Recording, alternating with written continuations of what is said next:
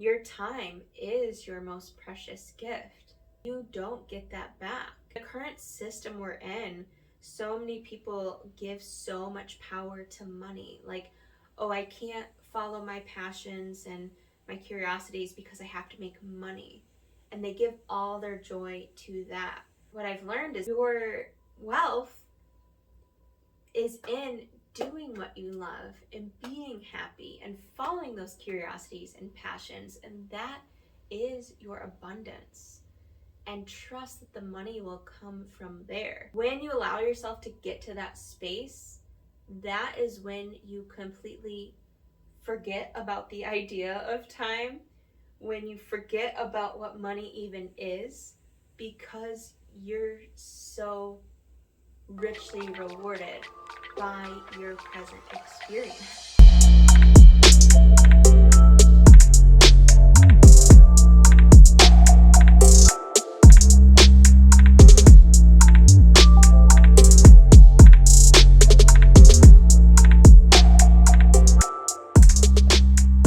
Hello, welcome back. Welcome to episode 6 of this series, Building Steady Strength.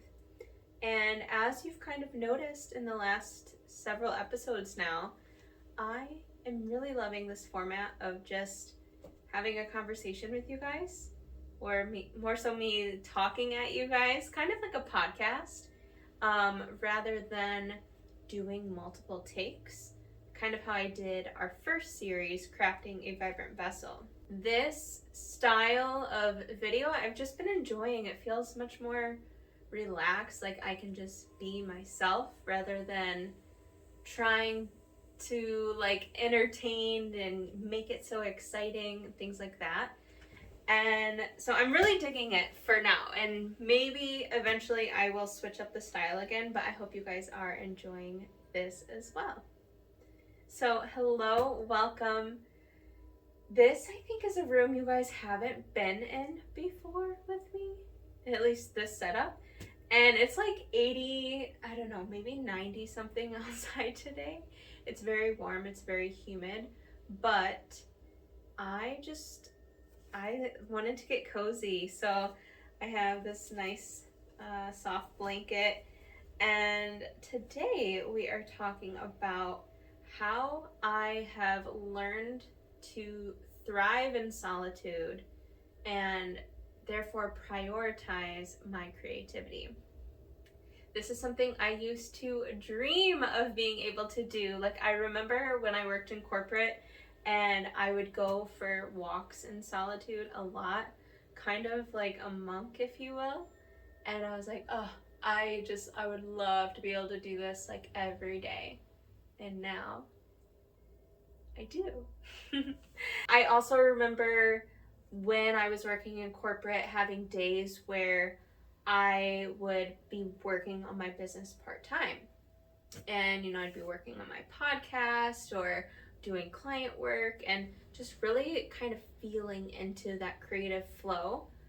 But because I had so many other responsibilities on my plate at that time, I really felt like I could never fully surrender and let go, because I always felt a little bit rushed in the process. I felt like I had, all these moving parts and pieces, different goals that I could never like truly settle in.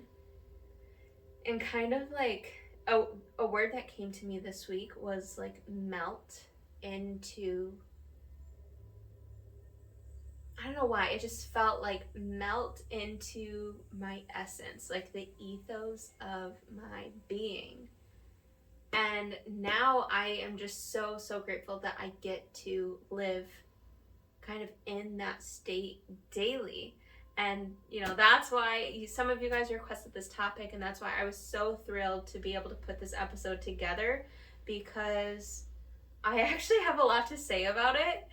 And I think it's so important for, like, it can change the world. Not to be like dramatic about it, but I know, like,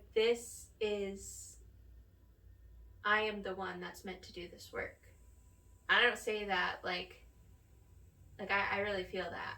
And I don't believe that this is exclusively what I am meant to do. Ram Dass has a quote that goes, "We are all just walking each other home." And I truly believe that we are all students and teachers of one another.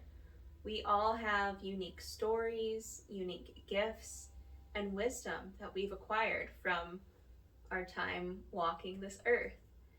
And the more you allow yourself to sit in solitude and become clear on who you are, the gifts you are here to bring, how you can serve other people based on your unique journey, the more that you get to lean in, surrender, and trust your creative flow to allow yourself to do exactly that. I think thriving in solitude was something that just came naturally to me. I remember times in my childhood where I specifically was by myself and I was just having a great time. I would, make up games and go for um, rides on my bike and just be enjoying myself. I remember later in my early adulthood, like high school, again, being in my room and being creative and really enjoying the crafts that I would come up with. And so I don't think, as I've gotten older, it's really a skill that I've had to develop too much. I think it's more so something I've allowed myself to lean into and accept about myself. I think that's been a bigger challenge in maybe limiting belief that I've gotten to work through, is just relaxing about, like, it's okay if I enjoy being alone. I don't have to always be surrounding myself with a bunch of friends. I don't have to feel like I'm missing out on anything if I'm not, constantly giving back to people online on social media, or like checking in with my friends, which I like dearly enjoy that about you guys that are watching, like my true friends. I don't roll with a big circle, but I have some like solid real friends that I truly treasure, and they are like low maintenance, and I love that about us because we don't have to be constantly checking in on one another.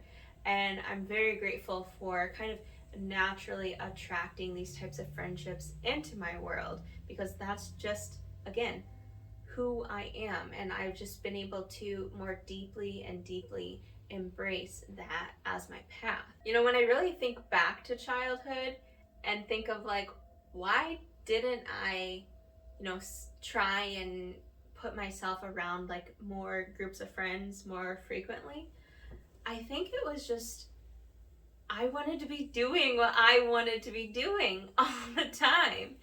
And like, to some that may sound selfish, but it was just, I was having fun. I was enjoying myself. I was like, this is great. I'm happy. Why would I want to call a friend and like wait to see if they are able to come join me, or maybe they can come join me, but they actually don't really want to be doing what I'm doing. So now it's like, well, why did I even call you? And that's, a common theme I've noticed in my life as I've gotten older, is I don't go out of my way a lot of the time to invite friends into what I'm doing, or to try and insert myself into what my friends are doing. I don't want to say I don't ever do it, but I don't do it a ton. But when I do it, and even like family too, I truly treasure those moments, because it's like I genuinely want to be there with those people. I'm not just being there out of fear of like, I don't want to be by myself, so you're kind of like filling a void for me. And when I am with other people, friends or family, and I genuinely want to be there, I know they also feel that same way. And so it's like, it's just a more positive, joyful experience because like it's real, right? And for a long time, I felt like I couldn't quite thrive in solitude. Not because I wasn't able to just sit and be with myself, but because I had other responsibilities. Back when I was working in corporate, I had a lot of stress on my plate of emails constantly coming in, meetings that I had to constantly be a part of, and just, these commitments and responsibilities that were kind of obstructing my view, if you will. I remember when I went to go quit and I was telling my boss, she was like asking, what is it that you hope to get out of entrepreneurship? And I remember like the biggest word that kept coming to me over and over was just like clarity. Like I need white space to just sit and be with myself and not constantly be bombarded by what other people need from me. I need to just be with myself. Since I've gotten out of that environment, it's become more and more crystal clear the reason that I was struggling to like be in my creative flow and really thrive was because of the stress of all of that noise that I just mentioned. And not only that, but when you're in an environment and in a mental state where you're not entirely happy with what you do, and so maybe you're seeking like other passions to bring you some joy, but you're not quite to a state where you feel like you're able to moment to moment be precisely building the life of your dreams. You don't really feel like pride in each moment of the person you are becoming.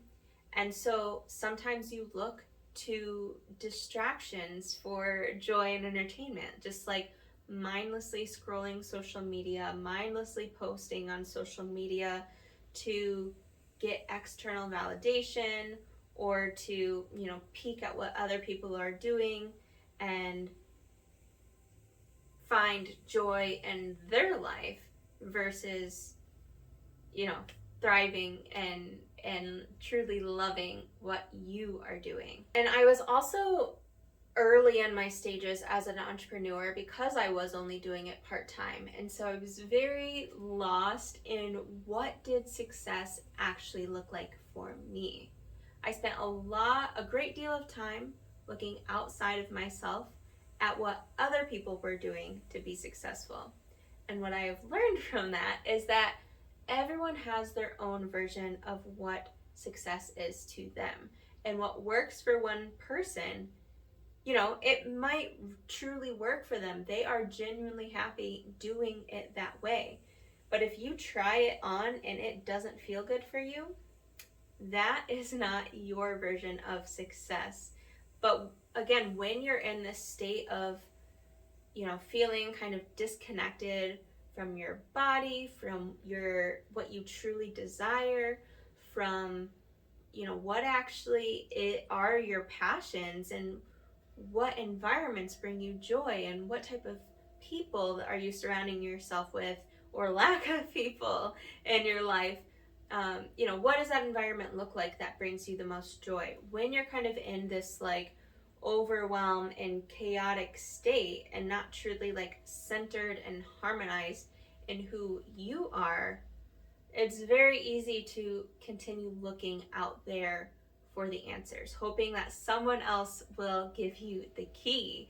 And like, dear God, please give me the key. Like, I just want to figure this out. Like, I've been there, I get it. And what really helped me to like escape that hustle and bustle and the stress of like, oh my goodness, it's kind of just like a blur. I really need that clarity. Was when I finally made the leap into entrepreneurship full time. And, the first couple years were like still those old patterns of looking outside of myself for answers. And I don't want to say that as a bad thing, because I think you need to go through those periods of kind of trying to figure out what works for you, right? Like it's all experimentation, and it's a constant refinement. You never land on like, I've figured it out. But those first couple years were still a little bit in the clutter, if you will. Now I am in year 3, and I must say that, and it's been happening over time, but I now more than ever feel like I am embracing and so at peace and content with my pace, like trusting myself in the decisions I'm making, feeling so at peace in my path, like knowing it feels so right for me. And again, this is all it's come with time of like learning to clear my channel, if you will, my not be cluttered by the overwhelm of what everyone else is doing, what people say you should do, and truly tuning in to you. I'm a huge advocate of meditation, and that's truly what entrepreneurship has been, is one giant form of meditation, going inward, listening, feeling, seeing that inner vision, and being able to operate from that. Thriving in your creative flow really comes down to developing your own style, your own voice, and continually editing out what doesn't feel good. And again, trusting your instincts in the process. Like it truly is a moment to moment process. If you're new here, I am a huge quote junkie. And I just saw a quote this morning that said, "Character is built in the darkness."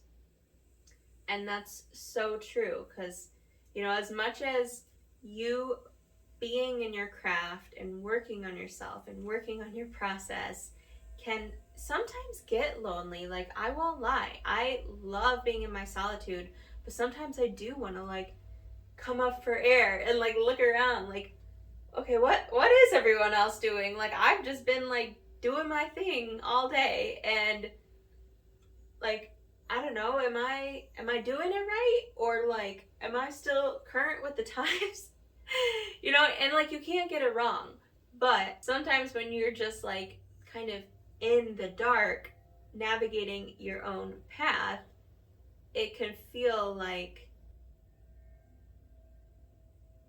you may run into these moments of like uncertainty or questioning yourself. But the more I have relied on my own inner guidance and wisdom and followed or paid attention to what feels good, that bliss, and followed that, allowing those building blocks to continue to guide me, the more that I live in the dream state. People always say like, how you doing, living the dream, and like they're fucking joking, because they're actually like not. But you can, and it's totally possible.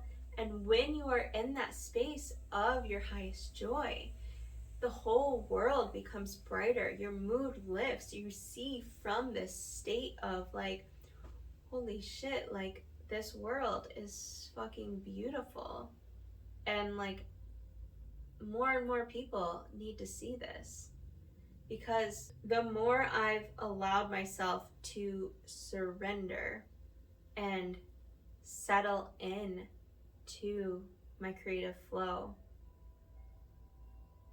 the more I feel myself healing and like being rewarded, because my perspective just expands so much. I see so much more every single day. Like, these gifts keep opening up and revealing themselves to me that I would have been too fucking busy, too in my head, too outcome oriented and trying to get to the next thing, to notice the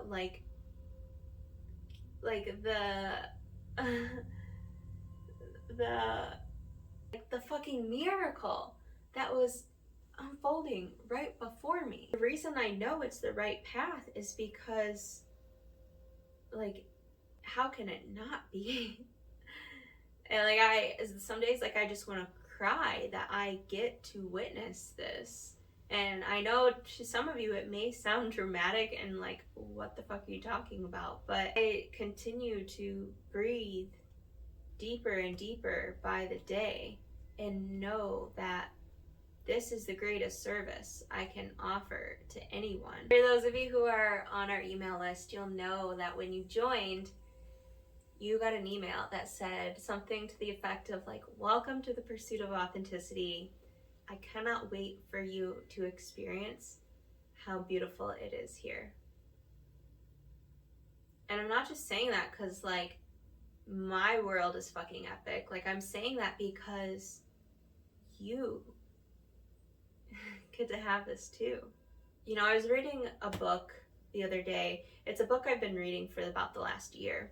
They were talking about how artists or designers don't live by like schedules and specifics and rigidity, because it's a disservice to the natural creative process. Like, there is no outcome you are trying to get to. There is no, you can't limit something with like time frames. You just get to let it unfold and trust in that. And the more you give a project space to breathe and like let it organically happen, the more rich that experience becomes and the more fulfilling it becomes, because that's what allows you to completely detach and surrender into the curiosity and the enthusiasm of the process of following what you love.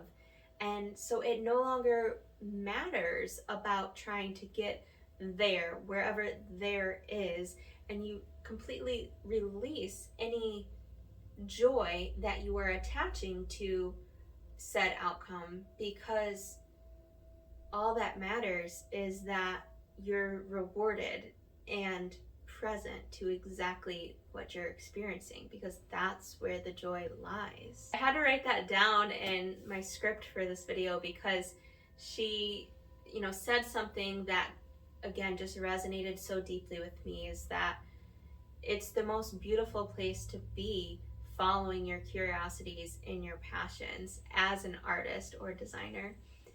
And I've always felt I am someone who is very selective with where I place my time, my energy, and my presence. Kind of going back to the story at the beginning about, you know, being picky about the people I surround myself with and the environments, and keeping a tight-knit small circle. And that's because like your time is your most precious gift.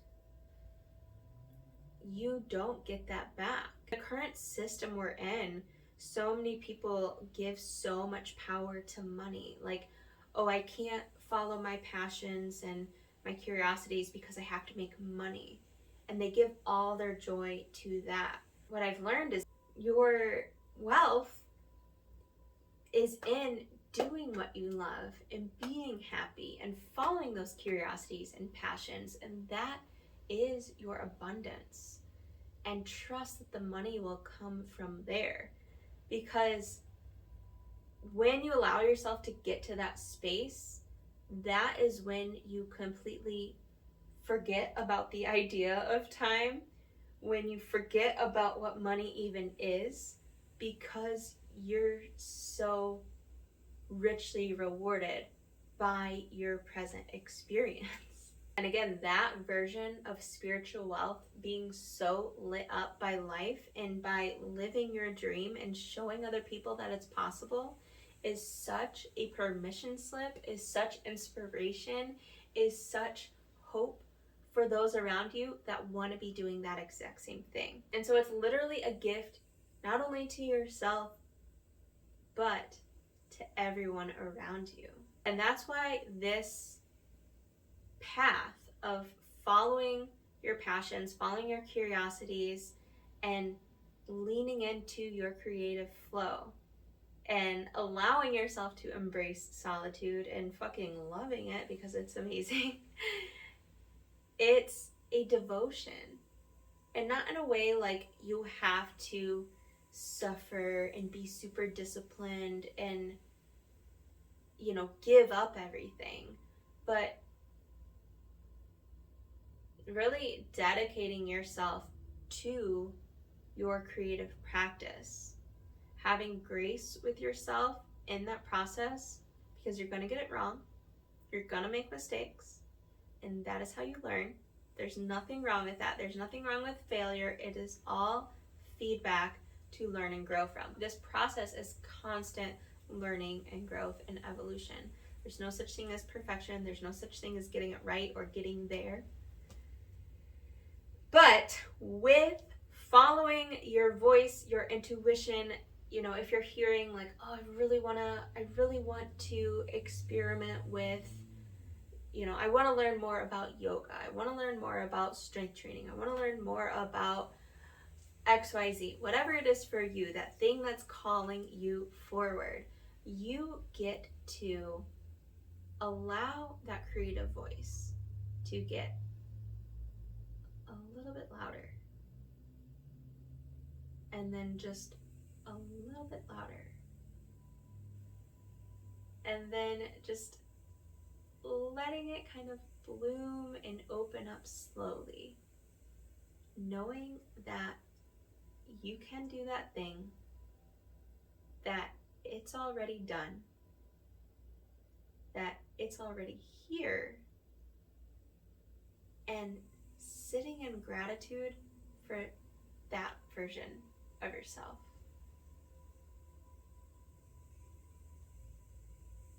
And letting that build, letting that voice, that intuition, that nudge to grow and to carry, let that thread kind of carry you forward. Not forcing it, but letting it come to you. What you practice is what you get better at.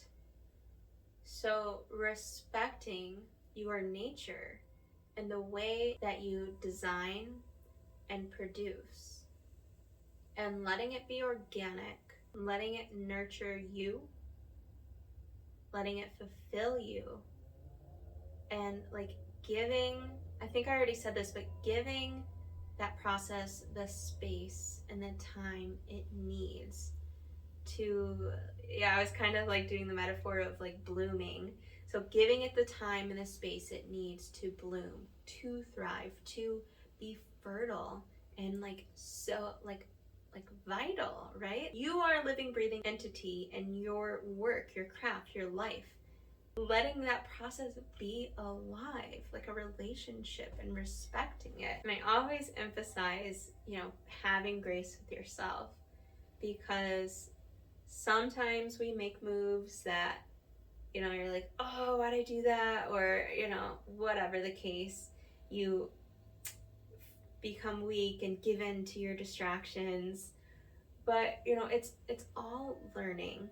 And the practice is prioritizing yourself so that you are in your most juicy, joyful, alive, and grateful state. You know, doing it my way, releasing the rules that I thought I had to live by, or what I must do to be successful, to be an entrepreneur, releasing limiting beliefs that I personally held based on my conditioning and my environments and my upbringing and all of these things around, like, oh, you have to spend time with a bunch of people and network to be successful, or you have to constantly show up on social media X times per week and be on multiple social media channels and blah blah blah. Like, so much of it is noise. So the more I lean into doing it my way, in the way that feels right and true to me, the more that I arrive at my state of abundance. And sure, there are times in the process where sometimes I make moves that don't really feel that good or aligned, and it kind of brings me out of my centered and clear state. I kind of feel disconnected from my voice or my intuition, not seeing my inner vision clearly. Maybe I've been doing things that maybe I've been making decisions that don't feel good for me. And so I'm kind of feeling bitter, and that's cutting me off from being present, being grateful, and being here. You know, this journey into entrepreneurship and learning to prioritize my creative flow and allow myself, that's a big word there, allow myself to thrive in solitude. Because that comes with, for me anyways, releasing a lot of guilt, releasing a lot of shame about if I deserve this.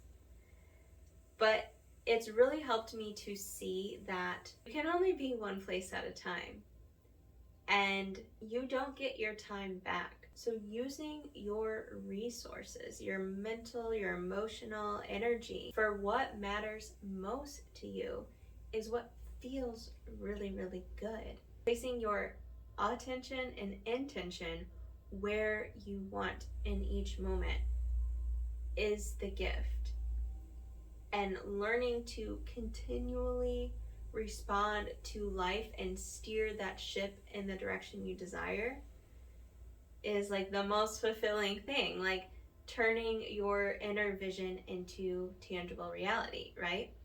So yes, there will be distractions and limiting beliefs and, you know, all these things you get to work through that will sometimes pull you off your center, your most harmonized, aligned, highest being, sometimes making you bitter, making it hard for you to clearly hear that inner voice, those aligned, inspired next step actions. Sometimes it can have you feeling disconnected in your body from feeling what feels right, what feels good, and like what provides that visceral sense of like excitement and like this is that right move. And so this is the work.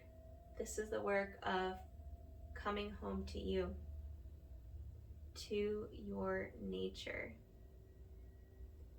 to your blissful depths, and creating the business, the body, and the life of your dreams. There's a song by one of my favorite artists, Londrell, and it's actually called Solitude. And the lyrics in it are something to the effect of, I free my mind when I'm alone, go deep inside when I'm alone. I feel alive when I'm alone, just me and God when I'm alone.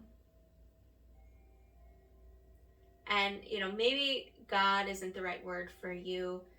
I am not a religious person, but I believe God is love, and love is truth. And you can replace God with the universe or the divine, or, you know, the highest, like, most good, most nurturing and joyful entity, if you will. When you are in solitude, at least for me, that is what it feels like. It feels like the most divine oasis, sanctuary type of feeling. And the more you tap into that state, the more it will take you exactly where you need to be. And I bring that up because I want to end on the line that I have been saying for years and years and years since the pursuit of authenticity began back in 2016, 2017. And that is that you have the answers inside of you of who you were created to be. Your highest self, your highest potential awaits. And if this episode is really speaking to you and you're wanting to find ways to kind of come home to your blissful depths and ignite that inner creativity, your flow, your inner vision, get more clear on that, I have 2 options that you can come into my world and join me for that are paid. One of those is my 3-day online meditation retreat called SERENITY. This is a on-demand program that you can purchase and go at your own pace and access on your own time, so you can come back to repetitively and go through it. And it'll take you through 3 separate days of a meditation, a visualization, and journaling, as well as a alignment portal to get clarity on your inner vision, tune out, cut the noise happening around you, within you, and come home to who you really are. And then number 2, one-on-one coaching for my 3-month or 12-week, whatever you want to call it, coaching container called Unleash Your Potential.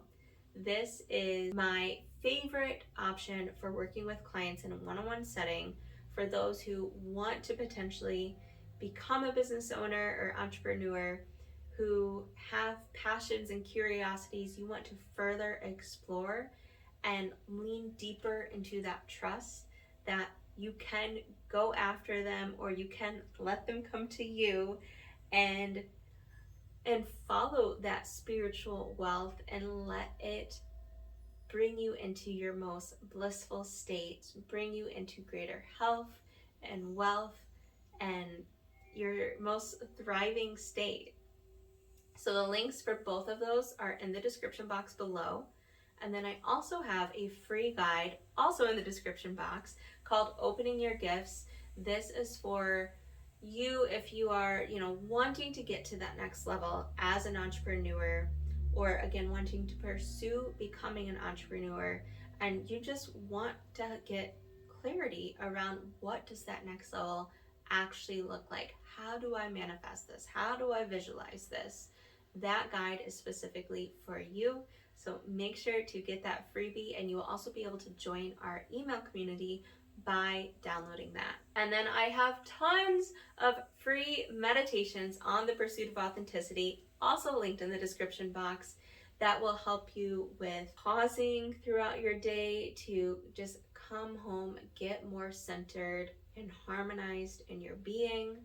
That will help you deepen your senses to connect with your outer world more, drop out of your busy head and mind and into your alive feeling body. Meditations on connecting with your higher self, getting more clarity, all of the things that I talked about in today's episode, you will find meditations for centered around that. So I hope you guys enjoyed this episode. If you have any questions around these topics of getting clarity, going all in on your passion, making money from your passion, overcoming limiting beliefs, let me know in the comments. I would love to know what's resonating with you. Are you someone too that has kind of just naturally always loved being in solitude? Or are you someone that maybe that's a little bit of a practice for you and something you're trying to get better at? Where do you recognize yourself in my story? And thank you guys as always for being here. This episode was so fun to put together. It was such a joy, and I will see you in a couple weeks for episode 7. Take care, guys.